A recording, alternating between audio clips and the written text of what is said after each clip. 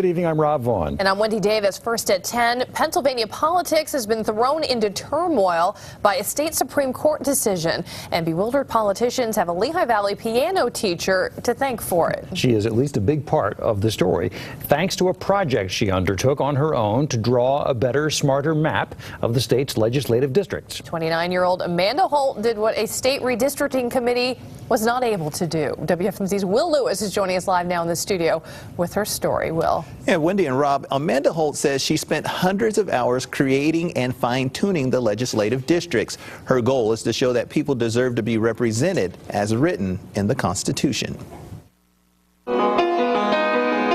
This is where 29-year-old Amanda Holt from Upper Macungie Township spends a lot of her time, playing and teaching piano.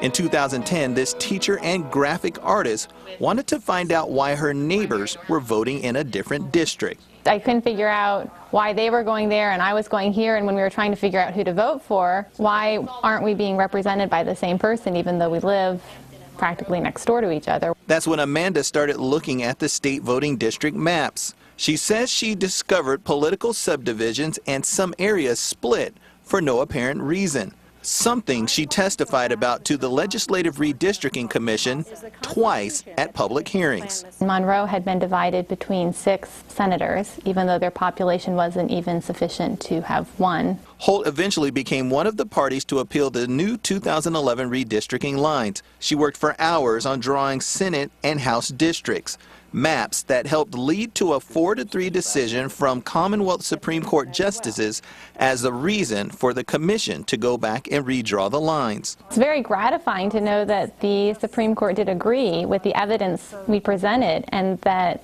the 2011 maps that had been approved had excessive and unnecessary divisions that were made that were not justified in our Constitution. Now Amanda says she will watch the process of drawing new lines closely. She hopes this time the people in Pennsylvania will have unified representation. It was important to the people who wrote our Constitution, and I think it's important to us today to have the strongest representation possible, which comes when you have that unified voice in Harrisburg.